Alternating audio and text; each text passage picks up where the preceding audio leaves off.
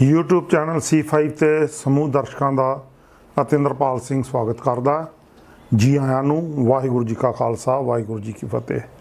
ਹਮੇਸ਼ਾ ਹੱਕ ਤੇ ਸੱਚ ਦੀ ਗੱਲ ਕਰਨ ਵਾਲੇ ਵਿਲੱਖਣ ਅਤੇ ਸੁਤੰਤਰ YouTube ਚੈਨਲ C5 ਤੋਂ ਅੱਜ ਤੁਹਾਡੇ ਨਾਲ ਗੱਲ ਕਰਾਂਗੇ 1 ਵਿਸਾਖ 1469 ਤੋਂ 1 ਵਿਸਾਖ 1699 ਤੱਕ ਦੇ ਸਿੱਖ ਧਰਮ, ਸਿੱਖ ਪਰੰਪਰਾ, ਸਿੱਖ ਸਭਿਅਤਾ ਸਿਵਿਲਾਈਜੇਸ਼ਨ ਅਤੇ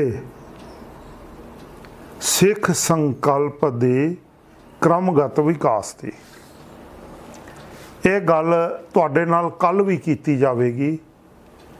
ਸਿੱਧੀ ਲਾਈਵ ਪ੍ਰਸਾਰਣ ਹੋਵੇਗਾ 1 ਵਿਸਾਖ ਅਰਥਾਤ 14 ਅਪ੍ਰੈਲ 2022 ਨੂੰ Gurdwara Sri Guru Singh Sabha plot number 1 sector 28A Chandigarh ਤੋਂ, ਜਿੱਥੇ C5 ਚੈਨਲ ਸ੍ਰੀ ਗੁਰੂ ਸਿੰਘ ਸਭਾ ਚੰਡੀਗੜ੍ਹ ਨਾਲ ਮਿਲ ਕੇ 1 ਵਿਸਾਖ ਨੂੰ ਸਤਿਗੁਰ ਸਾਹਿਬ ਸ੍ਰੀ ਗੁਰੂ ਨਾਨਕ ਪਾਤਸ਼ਾਹ ਜੀ ਦਾ ਪ੍ਰਕਾਸ਼ ਦਿਹਾੜਾ ਅਤੇ ਖਾਲਸਾ ਪੰਥ ਦਾ ਸਾਜਨਾ ਦਿਹਾੜਾ ਜਿਹੜਾ ਕਿ ਇੱਕੋ ਦਿਨ ਨੀਅਤ ਹੈ, ਇੱਕੋ ਦਿਨ ਹੋਇਆ, ਉਸ ਨਿਮਿਤ ਪ੍ਰਕਾਸ਼ ਗੁਰਪੁਰਬ ਮਨਾਉਣ ਜਾ ਰਹੇ ਹਾਂ।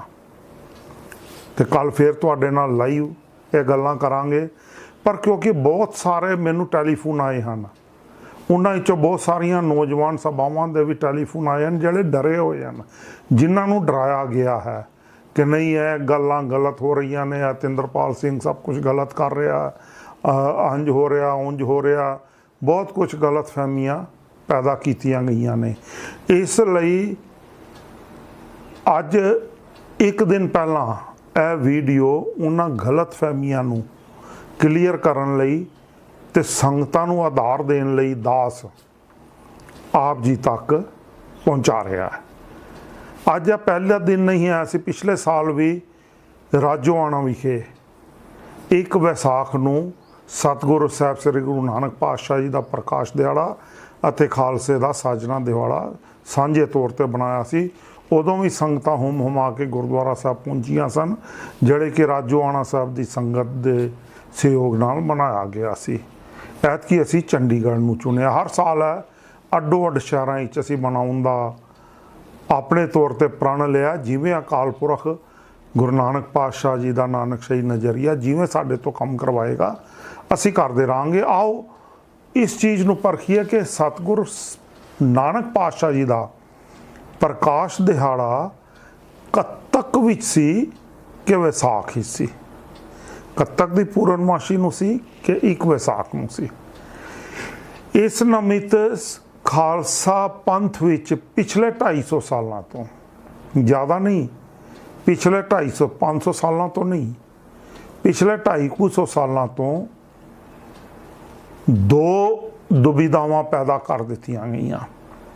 ਇਹ ਦੁਬਿਧਾਵਾਂ ਪੈਦਾ ਕਰਨ ਦਾ ਸਰੋਤ ਜਿਹੜਾ ਚੁਣਿਆ ਗਿਆ ਉਹ ਜਨਮ ਸਾਖੀਆਂ ਨੂੰ ਚੁਣਿਆ ਗਿਆ, ਕਿਸੇ ਪ੍ਰਮਾਣਿਤ ਲਿਖਤ ਨੂੰ ਨਹੀਂ ਚੁਣਿਆ ਗਿਆ, ਜਨਮ ਸਾਖੀਆਂ ਨੂੰ ਚੁਣਿਆ ਗਿਆ।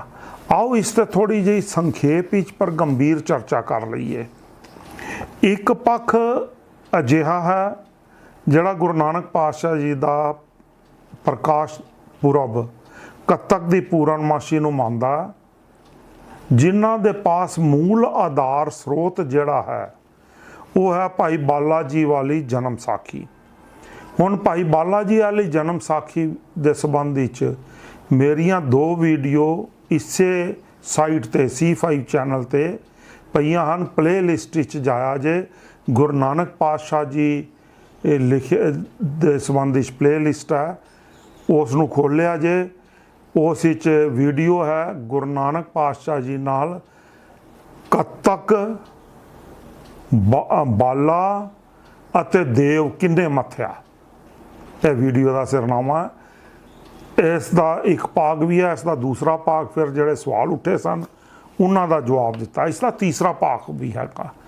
ਜਿਨ੍ਹਾਂ ਨੇ ਬਹੁਤ ਵਿਸਥਾਰ ਵਿੱਚ ਜਾਣਕਾਰੀ ਲੈਣੀ ਹੋਏ ਔਰ ਸਾਰੇ ਸੰਦਰਭ ਗ੍ਰੰਥ ਵੀ ਦੇਖਣੇ ਹੋਣ, ਉਹ ਇਹਨਾਂ ਵੀਡੀਓ ਨੂੰ ਜ਼ਰੂਰ ਦੇਖਣ ਤਾਂ ਜੋ ਤੁਹਾਡੇ ਮਨਾਂ ਵਿੱਚ ਜਿਹੜਾ ਗਲਤ ਦ੍ਰਿਸ਼ਟੀਕੋਣ ਉੱਕਰ ਦਿੱਤਾ ਗਿਆ ਸਾਡੇ PhD ਵਿਦਵਾਨਾਂ ਵੱਲੋਂ ਤੇ ਦੂਜਿਆਂ ਵੱਲੋਂ ਉਹਨੂੰ ਸਾਫ਼ ਕੀਤਾ ਜਾ ਸਕੇ।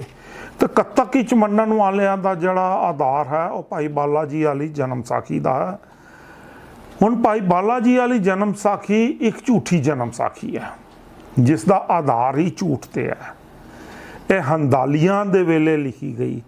ਹੰਦਾਲੀਆਂ ਨੇ ਆਪਣੇ ਆਪ ਨੂੰ ਗੁਰੂ ਪਦਵੀ, ਗੁਰੂ ਨਾਨਕ ਪਾਤਸ਼ਾਹ ਜੀ ਦੀ ਜਿਹੜੀ ਗੁਰਿਆਈ ਦੀ ਪਦਵੀ ਸੀ ਉਸ ਵਿੱਚ ਆਪਣੇ ਆਪ ਨੂੰ ਵੀ ਗੁਰੂ ਘੋਸ਼ਿਤ ਕਰ ਦਿੱਤਾ ਸੀ ਹੰਦਾਲੀਆਂ ਨੇ। ਇਹ ਹੰਦਾਲੀਆਂ ਦਾ ਪਿਛੋਕੜ ਜੰਡਿਆਲਾ ਗੁਰੂ ਤੋਂ, ਤੇ ਇਹ ਜਨਮ ਸਾਖੀ ਉਹਨਾਂ ਨੇ ਲਿਖਵਾਈ ਸੀ। ਮੈਂ ਪੂਰੀ ਵਿਸਥਾਰ ਦਿੱਤੀ ਹੈ, ਉਹਨੂੰ ਮੈਂ ਤੁਹਾਨੂੰ ਦੱਸ ਦਿੱਤਾ ਕਿ ਪਲੇਲਿਸਟ ਵਿੱਚੋਂ ਤੁਸੀਂ ਪੜ੍ਹ ਲਿਆ ਜੇ। ਹੁਣ ਇਸ ਝੂਠੀ ਜਨਮ ਸਾਖੀ ਦੇ ਆਧਾਰ ਤੇ ਜਿਹੜੀਆਂ ਬਾਅਦ ਵਿੱਚ ਹੋਰ ਲਿਖਤਾਂ ਤਿਆਰ ਹੋਈਆਂ ਜਿਨ੍ਹਾਂ ਨੇ ਹੰਦਾਲਿਆਂ ਦੀ ਭਾਈ ਬਾਲਾ ਵਾਲੀ ਜਨਮ ਸਾਖੀ ਤੋਂ ਹਵਾਲੇ ਦੇ ਦੇ ਕੇ ਆਪਣੀਆਂ ਕਿਤਾਬਾਂ ਲਿਖੀਆਂ, ਉਹਨਾਂ ਦਾ ਵੀ ਮੈਂ ਜ਼ਿਕਰ ਕਰਦਾ ਕਿਉਂਕਿ ਉਹ ਸਾਰੀਆਂ ਝੂਠ ਦੇ ਆਧਾਰਿਤ ਨੇ। ਉਹਨਾਂ ਸਾਰਿਆਂ ਦਾ ਸਰੋਤ ਭਾਈ ਬਾਲਾ ਜੀ ਵਾਲੀ ਜਨਮ ਸਾਖੀ ਹੈ। ਉਸ ਵਿੱਚ ਪਹਿਲਾ ਸਰੋਤ ਫਿਰ ਜਿਹੜਾ ਝੂਠ ਦੇ ਆਧਾਰ ਤੇ ਬਣਿਆ ਉਹ ਬੰਸਾਵਲੀ ਨਾਮਾਕ੍ਰਿਤ ਕੇਸਰ ਸਿੰਘ ਛਿੱਬਰ ਜੋ ਉਸ ਤੋਂ ਬਾਅਦ ਲਿਖਿਆ ਗਿਆ। ਨੈਚੁਰਲੀ ਜਿਹੜੀਆਂ ਬਾਅਦ ਵਿੱਚ ਨਕਲਾਂ ਆਈਆਂ ਬਾਅਦ ਵਿੱਚ ਲਿਖੀਆਂ ਗਈਆਂ। ਨੰਬਰ 2 ਸ੍ਰੀ ਗੁਰੂ ਬਿਲਾਸ ਪਾਤਸ਼ਾਹੀ 10ਵੀਂ ਲਿਖਤ ਕਵੀ ਮੋਹਨ ਸਿੰਘ। ਨੰਬਰ 3 ਨਾਨਕ ਪ੍ਰਕਾਸ਼ ਕ੍ਰਿਤ ਭਾਈ ਸੰਤੋਖ ਸਿੰਘ ਜੀ। ਨੰਬਰ 4 ਗਿਆਨੀ ਗੁਰਬਚਨ ਸਿੰਘ ਭਿੰਡਰਾਂਵਾਲੇ ਦੀ ਕਿਰਤ ਗੁਰਬਾਣੀ ਪਾਠ ਦਰਸ਼ਨ ਅਤੇ ਗੁਰਮਤਿ ਰਹਿਤ ਮਰਿਆਦਾ। ਹੁਣ ਇਸ ਪੱਖ ਦੇ ਜਿਹੜੇ ਆਧੁਨਿਕ ਵਿਦਵਾਨ ਬਣੇ ਔਰ ਜਿਹੜੇ ਇਸ ਪੱਖ ਨੂੰ ਕਹਿੰਦੇ ਨੇ ਕਿ ਨਹੀਂ ਕੱਤਕ ਦੀ ਪੂਰਨਮਾਸ਼ੀ ਨੂੰ ਹੀ ਪ੍ਰਕਾਸ਼ ਦਿਹਾੜਾ ਹੈ, ਉਹਨਾਂ ਮੁੱਖ ਵਿਦਵਾਨਾਂ ਵਿੱਚ ਗਿਆਨੀ ਈਸ਼ਰ ਸਿੰਘ ਨਾਰਾ ਜਿਨ੍ਹਾਂ ਨੇ ਪੁਸਤਕ ਲਿਖੀ ਵਿਸਾਖ ਨਹੀਂ ਕੱਤਕ। ਇਹ ਪੁਸਤਕ ਤਾਂ ਲਿਖੀ ਗਈ ਕਿਉਂਕਿ ਸਰਦਾਰ ਕਰਮ ਸਿੰਘ ਹਿਸਟੋਰੀਅਨ ਨੇ 1912 ਵਿੱਚ ਪੁਸਤਕ ਲਿਖੀ ਸੀ ਕੱਤਕ ਨਹੀਂ ਵਿਸਾਖ, ਔਰ ਉਹਨਾਂ ਨੇ ਸਾਰੇ ਪੱਖ ਕਲੀਅਰ ਕੀਤੇ ਸਨ, ਇੱਕ ਇੱਕ ਚੀਜ਼ ਕਲੀਅਰ ਕੀਤੀ ਸੀ। ਗਿਆਨੀ ਈਸ਼ਰ ਸਿੰਘ ਨਾਰਾ ਜੀ ਨੇ ਉਹਨਾਂ ਦੇ ਕਿਸੇ ਵੀ ਪੱਖ ਦਾ ਜਵਾਬ ਨਹੀਂ ਦਿੱਤਾ, ਪਰ ਇਹਨਾਂ ਗਲਤ ਹਵਾਲਿਆਂ ਨੂੰ ਦੇ ਕੇ ਜਿਹੜੇ ਕਿ ਸਾਰੇ ਹਵਾਲੇ ਭਾਈ ਬਾਲਾ ਜੀ ਵਾਲੀ ਜਨਮ ਸਾਖੀ ਤੋਂ ਨੇ, ਔਰ ਭਾਈ ਬਾਲਾ ਜੀ ਵਾਲੀ ਜਨਮ ਸਾਖੀ ਮੈਂ ਕਹਿ ਦਿੱਤਾ ਗੁਰੂ ਨਾਨਕ ਪਾਤਸ਼ਾਹ ਜੀ ਦੇ ਬਰਾਬਰ ਹੰਦਾਲੀਆਂ ਨੇ ਆਪਣੇ ਪੁਰਖਿਆਂ ਨੂੰ ਗੁਰੂ ਘੋਸ਼ਿਤ ਕੀਤਾ, ਉਹਨਾਂ ਨੇ ਲਿਖਵਾਈ। ਤੇ ਉਹ ਗੁਰੂਡਮ ਪਰੰਪਰਾ ਵਿੱਚੋਂ ਆਈ ਜਨਮ ਸਾਖੀ ਦੇ ਹਵਾਲਾ ਦੇ ਕੇ ਗਿਆਨੀ ਈਸ਼ਰ ਸਿੰਘ ਨਾਰਾ ਨੇ ਆਪਣੀ ਪੁਸਤਕ ਲਿਖ ਦਿੱਤੀ। ਡਾਕਟਰ ਹਰਜਿੰਦਰ ਸਿੰਘ ਦਲਗੀਰ ਜੀ ਵੀ ਇਸੇ ਲੜੀ ਵਿੱਚ ਨੇ ਅਤੇ ਡਾਕਟਰ ਸੁਖਦਿਆਲ ਸਿੰਘ ਪੰਜਾਬੀ ਯੂਨੀਵਰਸਿਟੀ ਪਟਿਆਲਾ ਦੇ head of the department history ਦੇ ਵੀ ਇਸੇ ਲਾਈਨ ਦੇ ਕੜੀ 'ਚ ਨੇ, ਤੇ ਹੋਰ ਉਦਾਸੀ ਤੇ ਨਿਰਮਲੇ ਵੀ ਇਸੇ ਪਰੰਪਰਾ ਨੂੰ ਮੰਨਦੇ ਨੇ। ਹੁਣ ਆ ਜਾਓ ਇੱਕ ਦੂਸਰਾ ਪੱਖ ਜਿਹੜਾ ਕੌਮ ਵਿੱਚ ਅਥੈਂਟਿਕ ਪੱਖ ਚੱਲ ਰਿਹਾ ਜਿਹਦੇ ਕੋਲ ਸਾਰੇ ਤੱਥ ਤੇ ਸਬੂਤ ਨੇ, ਜਿਨ੍ਹਾਂ ਨੂੰ ਇਹ ਗੁਰੂਡਮ ਵਾਲੇ ਲੋਕ ਨਕਾਰਦੇ ਪਏ ਨੇ, ਜਿਨ੍ਹਾਂ ਕੋਲ ਕੱਖ ਵੀ ਨਹੀਂ ਹੈਗਾ ਝੂਠ ਤੋਂ ਸਿਵਾ। ਹੁਣ ਸੱਚਾ ਪੱਖ ਕਿਹੜਾ ਉਹਨਾਂ ਵਿਦਵਾਨਾਂ ਨੇ ਲਿਆ ਕਿੱਥੋਂ? ਪਹਿਲਾਂ ਤਾਂ ਉਹਨਾਂ ਦੇ ਮੂਲ ਸਰੋਤ ਕਿਹੜੇ ਨੇ? ਇਹਨਾਂ ਕੋਲ ਇੱਕੋ ਹੰਦਾਲੀਆਂ ਵਾਲੀ ਭਾਈ ਬਾਲਾ ਜੀ ਜਨਮ ਸਾਖੀ ਹੈ ਜਿਸ ਦੇ ਸੰਬੰਧ ਵਿੱਚ ਮੈਂ ਥੋੜ੍ਹਾ ਜਿਹਾ ਜ਼ਿਕਰ ਹੋਰ ਕਰ ਦਾਂਗਾ, ਪਰ ਜਿਹੜੇ ਮੂਲ ਪੱਖ ਵਿਸਾਖ ਵਿੱਚ ਗੁਰੂ ਨਾਨਕ ਪਾਤਸ਼ਾਹ ਜੀ ਦਾ ਪ੍ਰਕਾਸ਼ ਦਿਹਾੜਾ ਮੰਨਦੇ ਨੇ, ਉਹਨਾਂ ਦੇ ਕੋਲ ਜਿਹੜੇ ਮੂਲ ਪੱਖ ਨੇ ਉਹਨੇ ਜਨਮ ਸਾਖੀ ਮਹੱਲੇ ਪਹਿਲੇ ਕੀ ਸਾਖੀਕਾਰ ਭਾਈ ਸ਼ੀਹਾਂ ਉੱਪਲ, ਇਸ ਸਾਖੀ ਨੂੰ ਸਭ ਤੋਂ ਪੁਰਾਤਨੀ ਜਨਮ ਸਾਖੀ ਮੰਨਿਆ ਜਾਂਦਾ। ਸਭ ਤੋਂ ਪੁਰਾਤਨ ਜਨਮ ਸਾਖੀਆਂ ਦੀ ਪਰੰਪਰਾ ਵਿੱਚ ਸਭ ਤੋਂ ਪਹਿਲੀ ਜਨਮ ਸਾਖੀ ਭਾਈ ਸ਼ੀਹਾਂ ਉੱਪਲ ਜੀ ਦੀ ਲਿਖੀ ਹੋਈ ਮਹੱਲੇ ਪਹਿਲੇ ਕੀ ਜਨਮ ਸਾਖੀ ਮਹੱਲੇ ਪਹਿਲੇ ਕੀ ਮੰਨੀ ਜਾਂਦੀ ਹੈ। ਉਹਦੇ ਵਿੱਚ ਵਿਸਾਖ ਹੈ। 2040 ਜਨਮ ਸਾਖੀ ਵਲਾਇਤ ਵਾਲੀ ਜਨਮ ਸਾਖੀ, ਇਸ ਵਿੱਚ ਵੀ जन्म दिहाड़ा प्रकाश दिहाड़ा विसाख 1 विसाख ਨੂੰ ਮੰਨਿਆ ਗਿਆ। LDP 174 जन्म साखी है। LPD खरड़ा नंबर है जन्म साखी का, छापी नहीं गई। यह भी सब तो पुरानी जन्म साखियां इचों मन्नी गई है। B40 भी सब तो पुरानी सचित्र जन्म साखियां इचों मन्नी गई है। तो B40 सब तो पुरानी सचित्र जन्म साखी है, उस विच भी विसाख मन्निया गया। LDP 174 जन्म साखी विच भी विसाख प्रकाश दिहाड़ा मन्निया गया। भाई मेहरबान वाली जन्म साखी विच भी 1 विसाख नूं ही प्रकाश दिहाड़ा मन्निया गया। भाई मनी सिंह जी वाली ज्ञान रत्नावली विच भी जन्म साखी विच भी 1 विसाख ही प्रकाश दिहाड़ा मन्निया गया। इस तो इलावा महिमा प्रकाश कृत भाई स्वरूप दास भल्ला विच भी प्रकाश दिहाड़ा विसाख दा मन्निया गया। हुण इन्ने सबूत ते तत्थ होने के बावजूद ਜਿਹੜੇ ਕੱਤਕ वाले ने वो डगमगा के भी गुरु डम दे नाल जुड़ के गुरु नानक दे पैरेलल गुरु डम नाल जुड़ देहधारी गुरु डम नाल जुड़ के ते वर्तमान डेरावाद ते संत साधवाद नाल जुड़ के वो पंथ नूं मात दे रहे ने। हुण विसाख ही प्रकाश दिहाड़ा है।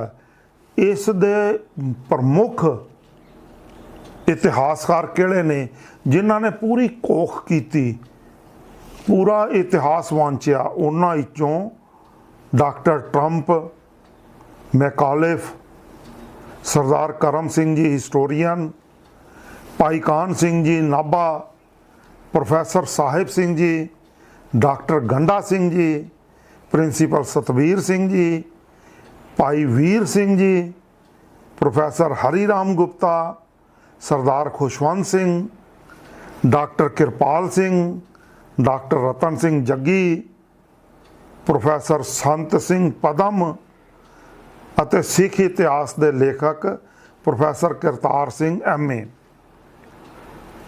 ਸ਼੍ਰੋਮਣੀ गुरुद्वारा प्रबंधक कमेटी खुद जन्म पोथियां जन्म साखियां ते पोथियां भाग पहला दूजे 1 विसाख मनदी है। ਅਤੇ प्रसिद्ध विद्वान ਅਤੇ नानकशाही कैलेंडर के जन्मदाता सरदार पाल सिंह पुरेवाल जी। इतने विद्वान 1 विसाख नूं प्रमाणित करते हैं। सिर्फ डेरेवादी लोग, संतवादी लोग, देहधारी लोग, देहधारी गुरुडम नूं मनण वाले कत्तक नूं मनदे ने। उन्हां 2 विचारधारावां दा मेल तुसीं आप कराउणा कि तुसीं देहधारियां नाल मिल के तुरना कि इतने प्रमाणां नाल मिल के तुरना। मैं तुहानूं प्रमाण गिना दिते ने। उन्हां कोल सिर्फ 1 जन्म साखी भाई बाला जी वाली झूठी जन्म साखी है, उस दियां नकलां ने बाकी सारियां। ते जिहड़ियां जन्म साखियां दास ने तुहानूं पहलां दसियां वो सारियां मूल जन्म साखियां ने, उस तो बहुत पहलां दियां लिखियां होईयां ने। वो एक नहीं फिर गिना दिंदा। जन्म साखी महल्ले पहले की भाई शीहा सिंह उपल, दूजी B40 जन्म साखी विलायत वाली, तीसरी LDP 174 जन्म साखी, चौथी भाई मेहरमान वाली जन्म साखी, पंजवीं भाई मनी सिंह जी की ज्ञान रत्नावली जन्म साखी, अपना 6वीं महिमा प्रकाश कृत भाई स्वरूप दास भल्ला। 6 जन्म साखियां ने पुरातन ते विद्वान तुहानूं मैं गिनाते जिहड़े 1 विसाख नूं मनदे ने। हुण मैनूं पिछे कोई फोन आए कि बई कत्तक विच तां भाई गुरदास जी ने भी लिखिआ। मैनूं बड़ी हैरानी हुई कि भाई गुरदास जी का अजिहा कोई कवित मैं तां अज तक नहीं सी देखिआ कि जिहदे विच गुरु नानक पातशाह जी का प्रकाश दिहाड़ा कत्तक लिखिया होए। क्योंकि भाई गुरदास जी ने सारी जन्म साखी परंपरा विचों उन्हां दा जीवन वरतांत लिखिया। ते हुण उस दिशा विच जाण तो पहलां इहनूं प्रमाणित पहलां कर लेना बड़ा जरूरी है कि भाई बाले जी वाली जन्म साखी का ਕੱਚ ਸੱਚ ਕੀ ਹੈ। ਸਰਦਾਰ ਕਰਮ ਸਿੰਘ ਜੀ ਹਿਸਟੋਰੀਅਨ ਨੇ 1912 ਵਿੱਚ ਉਹ ਸਾਰਾ ਕੱਚ ਸੱਚ ਪ੍ਰਗਟ ਕਰ ਦਿੱਤਾ। ਪਰ ਸਾਡੇ ਸਿੱਖ ਸਮਾਜ ਵਾਲੇ, ਸਾਡੇ ਬੁੱਧੀਜੀਵੀ, PhD ਕਰਵਾਉਣ ਵਾਲੀਆਂ ਯੂਨੀਵਰਸਿਟੀਆਂ ਵੀ ਮੰਨੀਆਂ ਨਹੀਂ। ਕਿਉਂ? ਕਿਉਂਕਿ ਉਹ ਗੁਰੂਡਮ ਨਾਲ ਜੁੜੀਆਂ ਨੇ, ਦੇਹਧਾਰੀ ਨਾਲ ਜੁੜੀਆਂ ਨੇ, ਸਰਕਾਰ ਨਾਲ ਜੁੜੀਆਂ ਨੇ, ਏਜੰਸੀਆਂ ਨਾਲ ਜੁੜੀਆਂ ਨੇ। ਉਹਨਾਂ ਨੇ ਤਾਂ ਸਿੱਖਾਂ ਵਿੱਚ ਭਰਮ ਭੁਲੇਖੇ ਪੈਦਾ ਹੀ ਕਰਨੇ ਨੇ।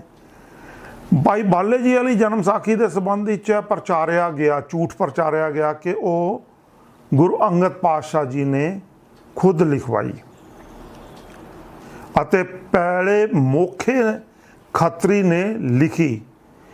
ਭਾਈ ਬਾਲੇ ਨੇ ਬੋਲੀ ਗੁਰੂ ਅੰਗਦ ਸਾਹਿਬ ਜੀ ਦੇ ਕਹਿਣ ਤੇ ਭਾਈ ਪਹਿਲੇ ਮੋਖੇ ਖੱਤਰੀ ਨੇ ਲਿਖੀ। ਹੁਣ ਮੈਂ ਤੁਹਾਨੂੰ ਬਾਰ-ਬਾਰ ਜ਼ਿਕਰ ਕਰ ਚੁੱਕਾ ਹਾਂ, ਇਹ ਕਿਤਾਬ ਲੈ ਕੇ ਜ਼ਰੂਰ ਪੜ੍ਹਿਆ ਜੇ। ਕਰਮ ਸਿੰਘ ਜੀ ਹਿਸਟੋਰੀਅਨ 1912 ਈਸਵੀ ਛਪੀ ਸੀ, ਕੱਤਕ ਕੇ ਵਿਸਾਖ। ਉਹਦੇ ਵਿੱਚ ਇਸ ਦਾ ਪੂਰਾ ਪੋਸਟਮਾਰਟਮ ਕੀਤਾ ਉਹਨਾਂ ਨੇ।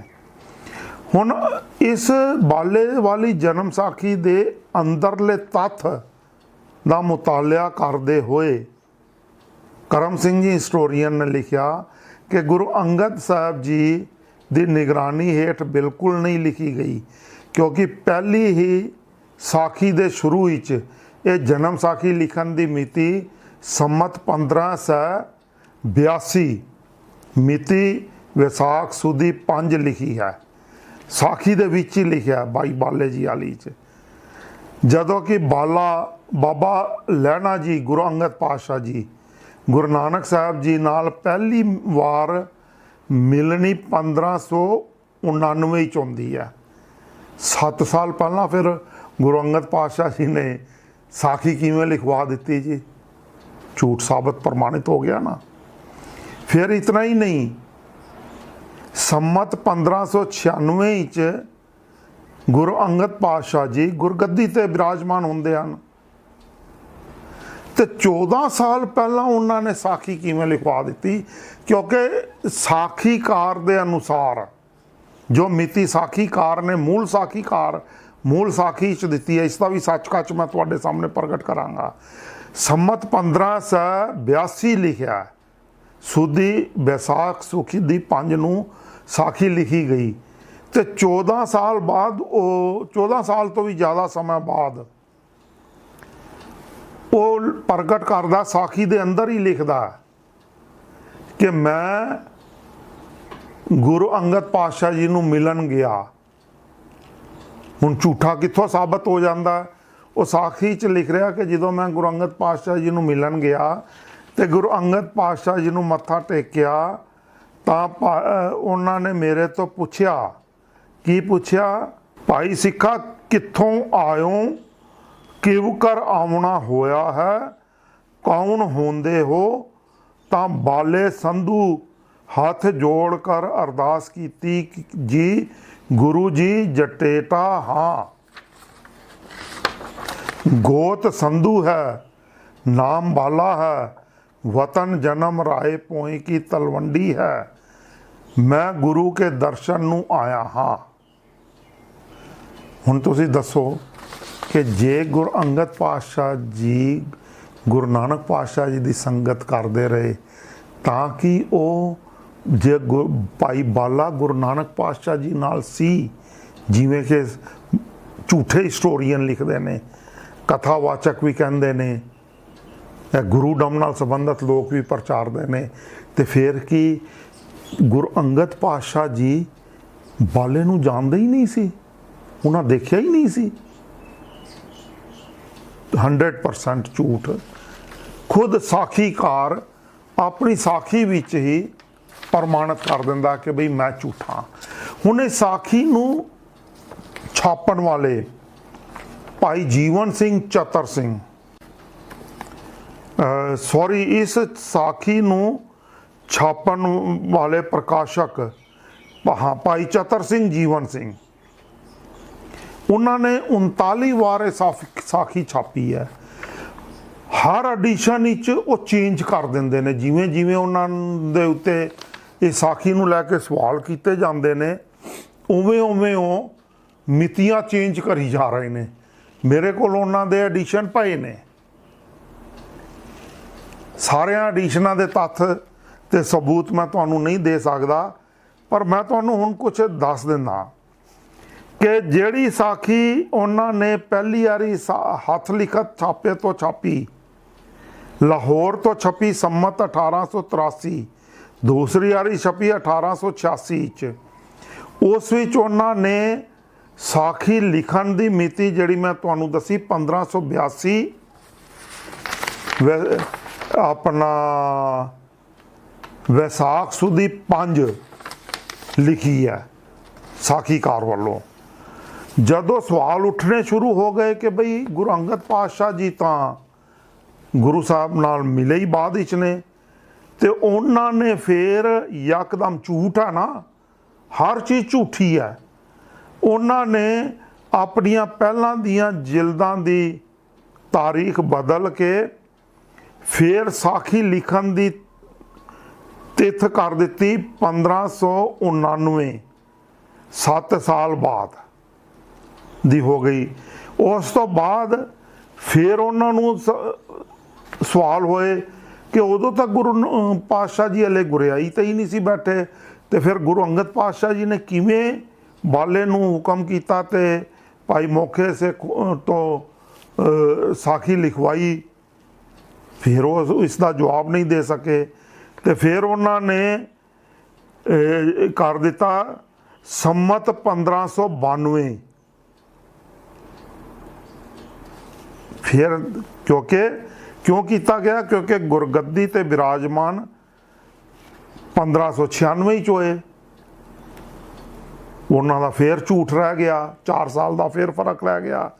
ਤੇ ਭਾਈ ਚਤਰ ਸਿੰਘ ਜੀਵਨ ਸਿੰਘ ਜੀ ਨੇ ਹੁਣ ਨਵੀਂ ਜਿਲਦ ਛਾਪੀ, ਫਿਰ ਇੱਕ ਫਰਵਰੀ 2010 ਨੂੰ 39ਵੀਂ ਛਾਪ।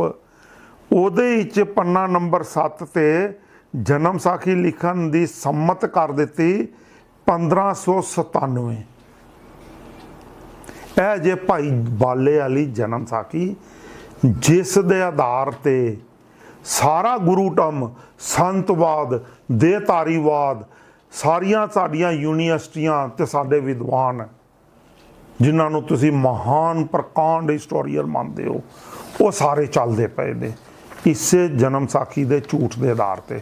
ਤੇ ਇਸੇ ਜਨਮ ਸਾਖੀ ਦੇ ਝੂਠ ਦੇ ਆਧਾਰ ਤੇ ਹੀ, ਜਿਵੇਂ ਮੈਂ ਤੁਹਾਨੂੰ ਪਹਿਲਾਂ ਕਹਿ ਚੁੱਕਾ ਕਿ ਭਾਈ ਕੇਸਰ ਸਿੰਘ ਛਿੱਬਰ ਨੇ ਬੰਸਾਵਲੀ ਨਾਮਾ ਲਿਖਿਆ, ਭਾਈ ਮੋਹਨ ਸਿੰਘ ਕਵੀ ਨੇ ਗੁਰਬਿਲਾਸ ਪਾਤਸ਼ਾਹੀ 10 ਲਿਖਿਆ, ਭਾਈ ਸੰਤੋਖ ਸਿੰਘ ਜੀ ਨੇ ਨਾਨਕ ਪ੍ਰਕਾਸ਼ ਲਿਖਿਆ, ਗਿਆਨੀ ਗੁਰਬਚਨ ਸਿੰਘ ਭਿੰਡਰਾਲ ਜੀ ਨੇ ਗੁਰਬਾਣੀ ਪਾਠ ਦਰਸ਼ਨ ਅਤੇ ਗੁਰਮਤਿ ਰਹਿਤ ਮਰਿਆਦਾ ਲਿਖੀ, ਅਤੇ ਇਸੇ ਝੂਠ ਦੇ ਆਧਾਰ ਤੇ ਗਿਆਨੀ ਈਸ਼ਰ ਸਿੰਘ ਨਾਰਾ ਜੀ ਨੇ ਲਿਖਿਆ ਵਿਸਾਖ ਨਹੀਂ ਕੱਤਕ। ਕਰਮ ਸਿੰਘ ਹਿਸਟੋਰੀਅਨ ਨੂੰ ਜਵਾਬ ਦਿੱਤਾ ਉਹਨਾਂ ਨੇ। ਇਸੇ ਝੂਠ ਦੇ ਆਧਾਰ ਤੇ ਹੀ ਡਾਕਟਰ ਰਜਿੰਦਰ ਸਿੰਘ ਦਲਗੀਰ ਨੇ ਵੀ ਹਿਸਟਰੀ ਲਿਖ ਦਿੱਤੀ, ਤੇ ਡਾਕਟਰ ਸੁਖਦਿਆਲ ਸਿੰਘ ਪੰਜਾਬੀ ਯੂਨੀਵਰਸਿਟੀ ਨੇ ਵੀ ਲਿਖ ਦਿੱਤੀ।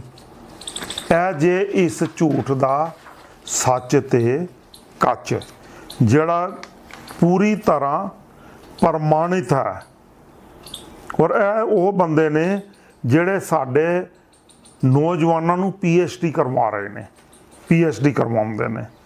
ਹੁਣ ਆ ਜਾ ਥੋੜੀ ਜਿਹੀ ਆਪਾਂ ਗੱਲ ਕਰ ਲਈਏ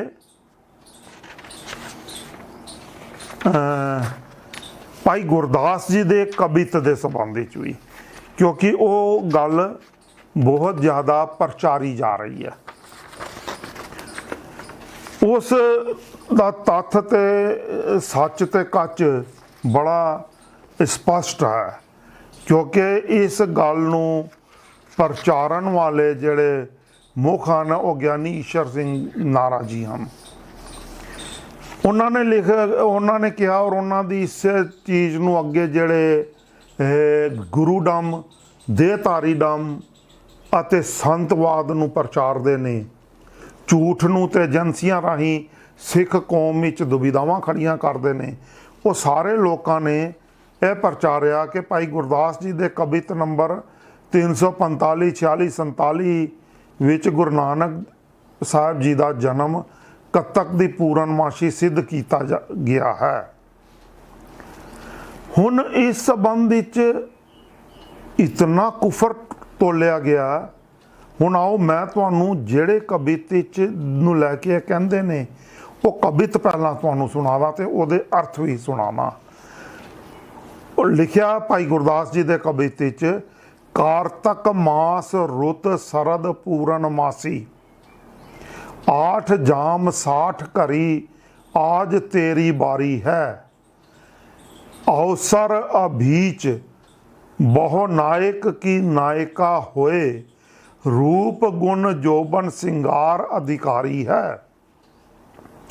चातिर चतुर पाठ सेवक सहेली 60, संपदा समग्री सुख सहज सचारी है। सुंदर मंदर शुभ लगन संजोग भोग, जीवन जन्म तन प्रीतम प्यारी है। ਹੁਣ ਇਸ ਦੇ ਅਰਥ ਕੀ ਨੇ ਮੈਂ ਨਹੀਂ ਕਰ ਰਿਹਾ, ਜੋ ਕੀਤੇ ਗਏ ਨੇ ਉਹ ਤੁਹਾਨੂੰ ਸੁਣਾ ਦਿੰਦਾ। ਹੇ ਮੇਰੀ ਪਿਆਰੀ ਸਤ ਸੰਗੀ ਭੈਣੇ, ਤੂੰ ਪਤੀ ਪਾਸੋਂ ਕਿਉਂ ਰੁੱਸੀ ਹੋਈ ਹੈ। ਵੇਖ ਕੁਦਰਤ ਵਿੱਚ ਪੂਰਨਮਾਸ਼ੀ ਵਾਲੀ ਸਰਦ ਰੁੱਤ ਹੈ, ਕੱਤਕ ਦਾ ਮਹੀਨਾ ਹੈ। 8 ਪਹਿਰ 60 ਘੜੀਆਂ यानी हर सवास तेरे खिड़न का समा है। तेरा सुंदर रूप ते जवानी बड़े गुणदायक हैं। संसार दे पति मालक दी इस्त्री बन के मन नूं जितन दा वेला है। तू विद्या ग्रहण करन विच बड़ी सियाणी हुशियार है। तेरियां 60 यानी बहुत सहेलियां हन, बहुत सेवक हैं। राज भाग नाल भी तेनू मालक ने भाग लाया होया है। धन समग्री दा सुख भोगदी है। चंगे मकान चंगे लगन विच तेरा पति नाल संजोग बनया है, जिस कारण सारे पदार्थां दे भोग भोगदी है। पर तेरा जन्म अते जीवन तां ही धनता योग है, सफल है, जेकर तू प्रीतम प्यारे नू प्यारी लगे, चंगी लगे। हुण यह कवित संपूर्ण रूप विच इस्त्री लिंग नू संबोधन है। नायिका ते प्यारी इस्त्री लिंग शब्द, चातुर चातर रूप, सारे इस्त्री लिंग सुंदरता ते पूर्णमाशी दा उपमा दे के संबोधित किए गए ने। इन्हां विच किते भी गुरु नानक शब्द नहीं है।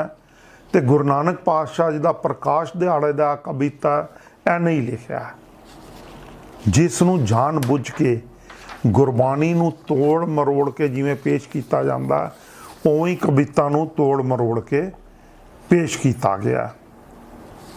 हुण भाई गुरदास जी ने नानक शब्द अपने कविता ते वारां 49 वार प्रयोग किया। उन्होंने गुरु नानक पातशाह जी के संखेप जीवन का वर्णन भी किया अपनी वार विच। वो कहते ने, सतगुरु नानक प्रगटिया मिट्टी धुंध जग चानन होवा, क्यों कर सूरज निकलिया, तारे छपे अंधेर पलोवा, सिंह बुके मिर्गावली पन्नी जाए ना तीर तरोवा। सारिया वारां विच उन्होंने पौड़ियां विच दिता। हुण विसोवा शब्द जिहड़ा है उसके विद्वान अर्थ करते ने वैसाख, एक वैसाख। हुण इस नूं छड्ड जिस विच सतगुरु नानक प्रगटिया एक वैसाख जिक्र आया, उस वार नूं छड्ड के जिस विच नारी इस्त्री दे रूप का वर्णन है, तो इस्त्री लिंग वजों मनुख नूं परमात्मा नाल जुड़न का वर्णन किया गया, उस कतक नूं कातिक नूं कतक बना के नारा साहब भाई कवित जी भाई गुरदास जी नाल इस कदर बेइंसाफ करते हैं कि मूल भावना का तो उन्होंने सारिया वारां का ਕਤਲ ਕਰ ਜਾਂਦੇ ਨੇ।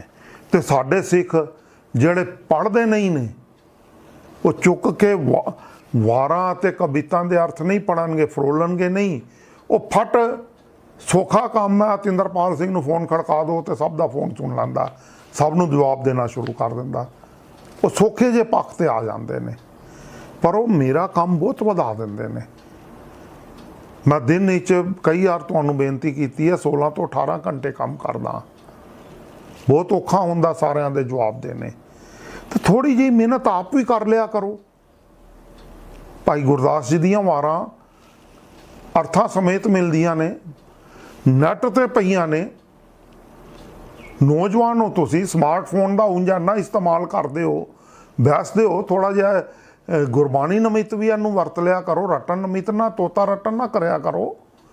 ਬੁੱਧੀ ਦੇ ਵਿਕਾਸ ਲਈ ਦੇਖ ਲਿਆ ਕਰੋ ਕਿ ਵੀ ਲਿਖਿਆ ਕੀ ਹੈ, ਪੱਖ ਕੀ ਹੈ। ਤੇ ਇਸ ਲਈ ਮੈਂ ਸਪਸ਼ਟ ਕਰ ਦੇਣਾ ਚਾਹੁੰਦਾ ਕਿ ਨਾਰਾ ਜੀ, ਈਸ਼ਰ ਸਿੰਘ ਜੀ ਨਾਰਾ ਜੀ ਬਿਲਕੁਲ ਝੂਠੇ ਵਿਖਿਆਨ ਕਰ ਰਹੇ ਨੇ, ਗਲਤ ਬਿਆਨੀ ਕਰ ਰਹੇ ਨੇ, ਗਲਤ ਬੋਲ ਰਹੇ ਨੇ। ਅਤੇ ਉਹ ਜਿਵੇਂ ਬਾਕੀ ਸਾਰੇ ਯੂਨੀਵਰਸਿਟੀਆਂ ਵਾਲੇ ਗੁਰੂਡਮ ਨਾਲ ਜੁੜ ਕੇ ਬੇਇਨਸਾਫੀ ਕਰ ਰਹੇ ਨੇ ਸਿੱਖੀ ਨਾਲ, ਉਵੇਂ ਹੀ ਉਹ ਕਰ ਰਹੇ ਨੇ। ਹੁਣ ਮੁੱਖ ਤੌਰ ਤੇ 10 ਹੋਰ ਕਾਰਨ ਨੇ। ਵਿਸਾਖ ਦੇ ਮਹੀਨੇ 'ਚ 1 ਵਿਸਾਖ ਨੂੰ ਗੁਰੂ ਨਾਨਕ ਪਾਤਸ਼ਾਹ ਜੀ ਦੇ ਪ੍ਰਕਾਸ਼ ਦਿਹਾੜੇ ਦੇ ਨਤੀਜਾ ਕੀ ਨਿਕਲਦਾ? ਭਾਈ ਗੁਰਦਾਸ ਜੀ ਦੀਆਂ ਇਹਨਾਂ ਵਾਰਾਂ ਦੇ ਨਾਲ ਜੀਵਨ ਕਥਾ ਦੇ ਸੰਖੇਪ ਪਾਠ ਤੋਂ ਬਾਅਦ ਜਿਹੜੀ ਕਵਿਤ 345 ਦੀ ਚਰਚਾ ਕੀਤੀ ਜਾਂਦੀ ਹੈ, ਉਹ ਕੱਤਕ ਪੂਰਨਮਾਸ਼ੀ ਜਨਮ ਮੰਨਣ ਵਾਲੇ ਸੰਬੰਧ ਵਿੱਚ ਨਹੀਂ ਹੈ। ਇਹ 100% ਸਾਬਤ ਹੋ ਗਿਆ। ਹੁਣ 10 ਕਿਹੜੇ ਨਤੀਜੇ ਨਿਕਲਦੇ ਨੇ ਕਿ 1 ਵਿਸਾਖ ਨੂੰ ਹੀ 1469 ਵਾਲੇ ਦਿਹਾੜੇ ਤੇ ਹੀ ਗੁਰੂ ਮਹਾਰਾਜ ਦਾ ਪ੍ਰਕਾਸ਼ ਦਿਹਾੜਾ। ਨੰਬਰ 1, ਜਿਹਦਾ ਜੋਤੀ ਜੋਤ ਸਮਾਉਣ ਦੀ ਤਿਥ ਸੰਮਤ ਕਰਤਾਰਪੁਰੀ ਬੀੜ ਨਾਲ ਮੇਲੀ ਜਾਏ।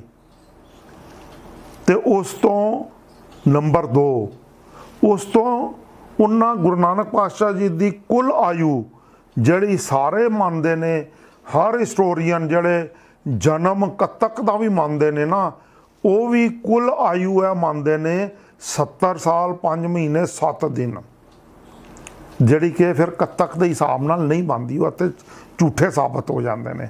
ਕਰਤਾਰਪੁਰੀ ਬੀੜ ਵਿੱਚ ਜਿਹੜੀ ਜੋਤੀ ਜੋਤ ਸਮਾਉਣ ਦੀ ਤਿਥ ਦਿੱਤੀ ਹੈ, ਉਸ ਮੁਤਾਬਕ ਸਤਿਗੁਰ ਪਾਤਸ਼ਾਹ ਨਾਨਕ ਪਾਤਸ਼ਾਹ ਜੀ ਦੀ ਆਯੂ 70 ਸਾਲ 5 ਮਹੀਨੇ 7 ਦਿਨ ਬਣਦੀ ਹੈ। ਇਹ ਆਯੂ 1 ਵਿਸਾਖ 1469 ਦੇ ਹਿਸਾਬ ਨਾਲ ਹੀ ਬਣਦੀ ਹੈ। ਨੰਬਰ 3, ਵਿਗਿਆਨਕ ਦ੍ਰਿਸ਼ਟੀਕੋਣ ਤੋਂ, ਕੈਲੰਡਰ ਵਿਗਿਆਨ ਦੇ ਦ੍ਰਿਸ਼ਟੀਕੋਣ ਤੋਂ ਸਿਰਫ ਤੇ ਸਿਰਫ ਕਰਮ ਸਿੰਘ ਹਿਸਟੋਰੀਅਨ ਨੇ ਸਾਰੀ ਪੁੰਨ ਛਾਣ ਸਭ ਤੋਂ ਪਹਿਲਾਂ ਕੀਤੀ, ਤੇ ਉਸ ਤੋਂ ਬਾਅਦ ਸਰਦਾਰ ਪੂਰੇਵਾਲ ਜੀ ਨੇ ਕੀਤੀ। ਸਰਦਾਰ ਪੂਰੇਵਾਲ ਜੀ ਨੇ ਆਪਣੇ ਕੈਲੰਡਰ ਦੇ ਵਿੱਚ ਤਿਥਵਾਰਾਂ ਲਿਖਣ ਤੋਂ ਪਹਿਲਾਂ ਜਿਹੜਾ ਉਹਨਾਂ ਨੇ ਸਾਰਾ ਰਿਸਰਚ ਪੇਪਰ ਤਿਆਰ ਕੀਤਾ, ਔਰ ਰਿਸਰਚ ਪੇਪਰ ਤਿਆਰ ਕਰਨ ਤੋਂ ਬਾਅਦ ਆਪਣੀ ਕਸਵੱਟੀ ਤੇ ਖਰਾ ਉਤਰਨ ਦਾ ਜਿਹੜਾ ਉਹਨਾਂ ਨੇ ਉਪਰਾਲਾ ਕੀਤਾ, ਉਸ ਉਪਰਾਲੇ ਵਿੱਚ ਉਹਨਾਂ ਨੇ ਕੁੱਲ ਮਿਲਾ ਕੇ 30 ਤੋਂ ਵੱਧ ਲਿਖਾਰੀਆਂ ਦੇ ਅਤੇ 34 ਪੁਰਾਤਨ ਅਤੇ ਨਵੇਂ ਲਿਖਾਰੀਆਂ, 34 ਪੁਰਾਤਨ ਅਤੇ ਨਵੇਂ ਲਿਖਾਰੀਆਂ ਦੀਆਂ ਲਿਖਤਾਂ ਅਤੇ ਗ੍ਰੰਥਾਂ ਦੇ ਵੇਰਵੇ ਇਕੱਠੇ ਕੀਤੇ। ਉਹਨਾਂ ਨੂੰ ਸੂਰਜੀ ਤਰੀਕਾਂ ਅਨੁਸਾਰ ਬਦਲਿਆ। ਬਦਲਣ ਤੋਂ ਬਾਅਦ ਇਹੀ ਕੰਮ ਕਰਮ ਸਿੰਘ ਜੀ ਹਿਸਟੋਰੀਅਨ ਨੇ ਕੀਤਾ ਸੀ। ਉਸ ਤੋਂ ਬਾਅਦ 1912 ਤੋਂ ਬਾਅਦ ਹੁਣ ਸਰਦਾਰ ਪੂਰੇਵਾਲ, ਪਾਲ ਸਿੰਘ ਪੂਰੇਵਾਲ ਜੀ ਨੇ ਕੀਤਾ, ਤੇ ਉਹਨਾਂ ਨੇ ਸਾਰਿਆਂ ਦਾ ਨਿਚੋੜ ਕੱਢ ਕੇ 1 ਵਿਸਾਖ ਨਿਯਤ ਕੀਤਾ। 5ਵੀਂ ਗੱਲ, ਜਿਹੜੀ ਸਭ ਤੋਂ ਇੰਪੋਰਟੈਂਟ ਗੱਲ ਆ, ਗੁਰੂ ਅਮਰਦਾਸ ਜੀ ਵੱਲੋਂ ਗੋਇੰਦਵਾਲ ਸਾਹਿਬ ਜੀ ਵਿਖੇ ਹਰ ਸਾਲ 1 ਵਿਸਾਖ ਨੂੰ ਵਿਸਾਖੀ ਮਨਾਇਆ ਜਾਣਾ ਆਰੰਭ ਕੀਤਾ ਗਿਆ। ਕਿਉਂ? ਕਿਉਂਕਿ ਗੁਰੂ ਨਾਨਕ ਪਾਤਸ਼ਾਹ ਜੀ ਦਾ ਪ੍ਰਕਾਸ਼ ਦਿਹਾੜਾ 1 ਵਿਸਾਖ ਦਾ ਸੀ। ਔਰ ਗੁਰੂ ਅਮਰਦਾਸ ਜੀ ਤੀਜੀ ਪਾਤਸ਼ਾਹੀ ਨੇ ਗੋਇੰਦਵਾਲ ਸਾਹਿਬ ਵਿਖੇ ਮਨਾਉਣਾ ਆਰੰਭ ਕੀਤਾ। ਇਸ ਨੂੰ ਵੀ ਸਿੱਖ ਹਿਸਟੋਰੀਅਨ ਝੁਠਲਾ ਦਿੰਦੇ ਨੇ। ਫਿਰ ਦਸਮ ਪਾਤਸ਼ਾਹ ਜੀ ਨੇ ਇਸੇ ਹੀ ਰੱਬੀ ਨੂਰ ਗੁਰੂ ਨਾਨਕ ਸਾਹਿਬ ਜੀ ਦੇ ਪ੍ਰਕਾਸ਼ ਦਿਹਾੜੇ ਨੂੰ ਮੁੱਖ ਰੱਖ ਕੇ 1 ਵਿਸਾਖ 1699 ਨੂੰ ਨਾਨਕਸ਼ਾਹੀ ਨਜ਼ਰੀਏ ਦੀ ਸਭਿਅਤਾ ਅਤੇ ਸਿੱਖੀ ਦਾ ਜਿਹੜਾ ਕ੍ਰਮਗਤ ਵਿਕਾਸ ਸੀ ਉਸ ਨੂੰ ਸਿੱਕੇ ਬੰਦ ਕਰਕੇ ਖਾਲਸਾ ਪੰਥ ਦੀ ਸਾਜਨਾ ਕਰ ਦਿੱਤੀ। ਹੁਣ 2 ਪਾਤਸ਼ਾਹੀਆਂ ਨੇ ਮੋਹਰ ਲਗਾ ਦਿੱਤੀ, ਤੀਜੀ ਪਾਤਸ਼ਾਹੀ ਤੇ 10ਵੀਂ ਪਾਤਸ਼ਾਹੀ, ਜਿਸ ਨੂੰ ਸਾਡੇ ਹਿਸਟੋਰੀਅਨ ਨਕਾਰਦੇ ਨੇ। ਹੁਣ ਜਿਹੜੇ ਲੋਕ ਇਹ ਕਹਿੰਦੇ ਨੇ ਕਿ ਗੁਰੂ ਨਾਨਕ ਪਾਤਸ਼ਾਹ ਜੀ ਦਾ ਜਨਮ ਦਿਹਾੜਾ ਮਤਲਬ ਪ੍ਰਕਾਸ਼ ਦਿਹਾੜਾ ਪੂਰਨਮਾਸ਼ੀ ਵਾਲੇ ਦਿਨ ਸੀ, ਉਹ ਵੀ 1 ਵਿਸਾਖ ਵਾਲੇ ਦਿਨ ਸੰਪੂਰਨ ਹੋ ਜਾਂਦਾ, ਕਿਉਂਕਿ 1 ਵਿਸਾਖ 1469 ਵਾਲਾ ਜਿਹੜਾ ਦਿਹਾੜਾ ਸੀ ਉਸ ਦਿਨ ਉਸ ਸਮੇਂ ਪੂਰਨਮਾਸ਼ੀ ਦਾ ਦਿਨ ਸੀ। ਇਹ ਬੜੀ ਵੱਡੀ ਅਤੇ ਬੜੀ ਹੀ ਸਟੀਕ ਗੱਲ ਹੈ ਕਿ ਜੇ ਅਸੀਂ ਉਹ ਕੱਢੀਏ ਨਾਨਕਸ਼ਾਹੀ ਕੈਲੰਡਰ ਮੁਤਾਬਕ ਪ੍ਰਕਾਸ਼ ਪੁਰਬ ਕੱਢੀਏ 1 ਵਿਸਾਖ ਸੰਮਤ 1526 ਚੇਤ ਸੁਦੀ ਪੂਰਨਮਾਸ਼ੀ ਨਛੱਤਰ ਹਸਤ ਨਾਨਕਸ਼ਾਹੀ ਸੰਮਤ 1 ਬਣਦਾ ਹੈ। ਤੇ ਉਹ ਪੂਰਨਮਾਸ਼ੀ ਵਾਲਿਆਂ ਦੀ ਵੀ ਸ਼ਰਤ ਪੂਰੀ ਕਰਦਾ, ਕਿਉਂਕਿ ਸੱਚ ਹੈ ਨਾ। 7ਵੀਂ ਗੱਲ, ਸਤਿਗੁਰ ਨਾਨਕ ਪ੍ਰਗਟਿਆ ਮਿੱਟੀ ਧੁੰਦ ਜਗ ਚਾਨਣ ਹੋਆ, ਘਰ ਘਰ ਅੰਦਰ ਧਰਮਸਾਲ ਹੋਵੇ ਕੀਰਤਨ ਸਦਾ ਵਿਸੋਆ। ਵਿਸੋਆ ਦੇ ਅਰਥ ਪੌੜੀ 1 ਵਾਰ 7ਵੀਂ ਵਾਰ ਪਹਿਲੀ ਪੌੜੀ 7ਵੀਂ ਭਾਈ ਗੁਰਦਾਸ ਜੀ। ਵਸੋਆਦਾਰ ਸਾਹਿਬ ਵਿਸਾਖ ਮਹੀਨੇ ਦਾ ਪਹਿਲਾ ਦਿਨ ਭਾਈ ਗੁਰਦਾਸ ਜੀ ਲਿਖ ਰਹੇ ਨੇ। ਹੁਣ ਜਨਮ ਸਾਖੀਆਂ ਜੋ ਪ੍ਰਮਾਣਿਤ ਜਨਮ ਸਾਖੀਆਂ, ਕਿਉਂਕਿ ਜਿਹੜੀਆਂ ਬਾਲੇ ਵਾਲੀ ਜਨਮ ਸਾਖੀਆਂ ਤਾਂ ਬਹੁਤ ਪਹਿਲਾਂ ਲਿਖੀਆਂ ਗਈਆਂ, ਉਹਨਾਂ 'ਚੋਂ ਗੁਰੂ ਕਾਲ ਵਿੱਚ ਵੀ ਜਨਮ ਸਾਖੀਆਂ ਪਰ ਗੁਰੂ ਸਾਹਿਬਾਨ ਨੇ ਲਿਖਵਾਈਆਂ ਨਹੀਂ, ਜਿਹੜੀਆਂ ਪਹਿਲਾਂ ਲਿਖੀਆਂ ਗਈਆਂ ਉਹਨਾਂ ਵਿੱਚ ਜਨਮ ਸਾਖੀ ਮਹੱਲੇ ਪਹਿਲੇ ਕੀ ਸਾਖੀਕਾਰ ਛੀਆਂ ਉੱਪਰ ਮੈਂ ਤੁਹਾਨੂੰ ਦੱਸ ਚੁੱਕਾ, 2040 ਜਨਮ ਸਾਖੀ, ਪੁਰਾਤਨ ਜਨਮ ਸਾਖੀ, ਚੌਥੀ ਵਿਲਾਇਤ ਵਾਲੀ ਜਨਮ ਸਾਖੀ, 5ਵੀਂ LDP 174 ਜਨਮ ਸਾਖੀ, 6ਵੀਂ ਭਾਈ ਮਿਹਰਬਾਨ ਵਾਲੀ ਜਨਮ ਸਾਖੀ, 7ਵੀਂ ਭਾਈ ਮਨੀ ਸਿੰਘ ਜੀ ਦੀ ਗਿਆਨ ਰਤਨਾਵਲੀ, 8ਵੀਂ ਪੱਥਰ ਦੇ ਛਾਪ ਵਾਲੀ ਜਨਮ ਸਾਖੀ ਜੋ ਖਾਲਸਾ ਕਾਲਜ ਅੰਮ੍ਰਿਤਸਰ ਦੇ ਆਰਕਾਈਵ ਵਿੱਚ ਸਾਂਭੀ ਪਈ ਹੈ, 9ਵੀਂ ਮਹਿਮਾ ਪ੍ਰਕਾਸ਼ ਕਿਰਤ ਭਾਈ ਸਰੂਪ ਦਾਸ ਭੱਲਾ ਜੀ। ਇਹ ਸਾਰੀਆਂ ਹੀ ਵਿਸਾਖ ਵਿੱਚ ਮੰਨਦੀਆਂ ਨੇ। ਹੁਣ ਜਿਹੜੇ ਪ੍ਰਸਿੱਧ ਲਿਖਾਰੀ ਨੇ, ਮੈਂ ਪਹਿਲਾਂ ਵੀ ਤੁਹਾਨੂੰ ਜ਼ਿਕਰ ਕਰ ਚੁੱਕਾ, ਜੋ ਵਿਸਾਖ ਮਹੀਨੇ 'ਚ ਪ੍ਰਕਾਸ਼ ਦਿਹਾੜਾ ਮੰਨਦੇ ਨੇ, ਉਹ ਵੀ ਕੁੱਲ ਮਿਲਾ ਕੇ 14 ਪ੍ਰਸਿੱਧ ਇਤਿਹਾਸਕਾਰ ਨੇ।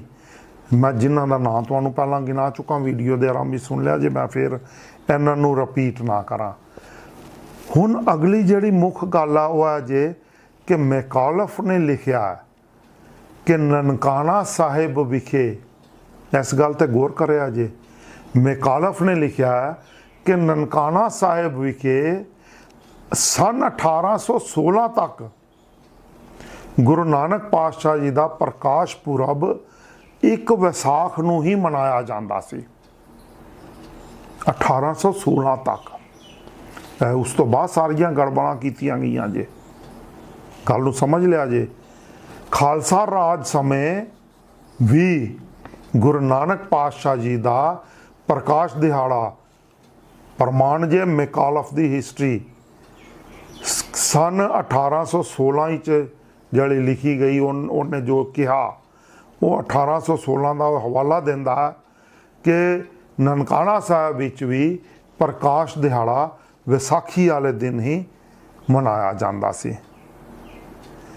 ਹੁਣ ਭਾਈ ਕਰਮ ਸਿੰਘ ਜੀ ਹਿਸਟੋਰੀਅਨ ਨੇ ਜਿਸ ਵੇਲੇ ਸਾਰੀ ਪੁੰਨ ਛਾਣ ਕੀਤੀ ਤੇ ਉਹਨਾਂ ਨੇ ਇੱਕ ਗੱਲ ਹੋਰ ਲਿਖੀ। ਉਹਨਾਂ ਨੇ ਕਿਹਾ ਕਿ ਬਹੁਤ ਸਾਰੀਆਂ ਸਿੰਘ ਸਭਾਵਾਂ ਦੇਸ਼ ਦੀਆਂ, ਕਿਉਂਕਿ ਉਸ ਵੇਲੇ ਸਿੰਘ ਸਭਾ ਲਹਿਰ ਚੱਲੀ ਸੀ, ਤੁਹਾਨੂੰ ਪਤਾ ਸਿੰਘ ਸਭਾ ਲਹਿਰ 1920 ਚ ਚੱਲੀ, ਉਸ ਤੋਂ ਬਾਅਦ ਗੁਰਦੁਆਰਾ ਸੁਧਾਰ ਲਹਿਰ ਜਿਹੜੀ ਚੱਲੀ, ਉਹ ਸਾਰੀਆਂ ਸਿੰਘ ਸਭਾਵਾਂ ਵੀ ਜਿਹੜੀਆਂ ਸੀ ਗੁਰੂ ਨਾਨਕ ਪਾਤਸ਼ਾਹ ਜੀ ਦਾ ਪ੍ਰਕਾਸ਼ ਦਿਹਾੜਾ ਇੱਕ ਵਿਸਾਖ ਨੂੰ ਹੀ ਮੰਨਦੀਆਂ ਸਨ ਤੇ ਬਣਾਉਂਦੀਆਂ ਸਨ। ਇਸੇ ਲਈ C5 ਚੈਨਲ ਨੇ ਪਿਛਲੇ ਸਾਲ ਤੋਂ, ਜਦੋਂ ਤੋਂ ਚੈਨਲ ਆਰੰਭ ਹੋਇਆ ਉਦੋਂ ਤੋਂ ਇੱਕ ਵਿਸਾਖ ਨੂੰ ਹੀ ਗੁਰੂ ਨਾਨਕ ਪਾਤਸ਼ਾਹ ਜੀ ਦਾ ਪ੍ਰਕਾਸ਼ ਦਿਹਾੜਾ ਮਨਾਉਣ ਦੀ ਪਰੰਪਰਾ ਨੂੰ ਪੁਨਰ ਸੁਰਜੀਤ ਕਰਨ ਵਿੱਚ ਪਹਿਲ ਕਦਮੀ ਕੀਤੀ। ਚਾਹੇ ਜਿੰਨੀ ਮਰਜ਼ੀ ਸਾਡੀ ਆਲੋਚਨਾ ਹੋਏ, ਸਾਡੇ ਕੋਲ ਇਸ ਗੱਲ ਦੇ ਪੂਰੇ ਤੱਥ ਤੇ ਸਬੂਤ ਨੇ। ਅਤੇ ਇਸ ਸਾਲ 2022 ਵਿੱਚ ਕੇਂਦਰੀ ਸ੍ਰੀ ਗੁਰੂ ਸਿੰਘ ਸਭਾ ਚੰਡੀਗੜ੍ਹ ਨਾਲ ਮਿਲ ਕੇ ਪ੍ਰਕਾਸ਼ ਦਿਹਾੜਾ C5 channel sector 28A plot number 1 ਵਿੱਚ ਸਵੇਰ 10 ਵਜੇ ਤੋਂ 2 ਵਜੇ ਤੱਕ ਫਿਰ ਇੱਕ ਵਿਸਾਖ ਨੂੰ ਹੀ ਮਨਾਉਣ ਜਾ ਰਿਹਾ ਹੈ। ਤੇ ਸਮੂਹ ਸੰਸਾਰ ਦੇ ਗੁਰਧਾਮਾਂ ਨੂੰ, ਸਿੱਖਾਂ ਨੂੰ ਅਸੀਂ ਸੰਦੇਸ਼ ਬੇਨਤੀ ਕਰਨਾ ਚਾਹੁੰਦੇ ਹਾਂ, ਹੱਥ ਜੋੜ ਕੇ ਅਪੀਲ ਕਰਨਾ ਚਾਹੁੰਦੇ ਹਾਂ ਕਿ ਗੁਰੂ ਨਾਨਕ ਪਾਤਸ਼ਾਹ ਜੀ ਦੇ ਸੱਚ ਨਾਲ ਜੁੜੋ, ਸਚਿਆਰ ਨਾਲ ਜੁੜੋ, ਝੂਠ ਨੂੰ ਨਕਾਰੋ।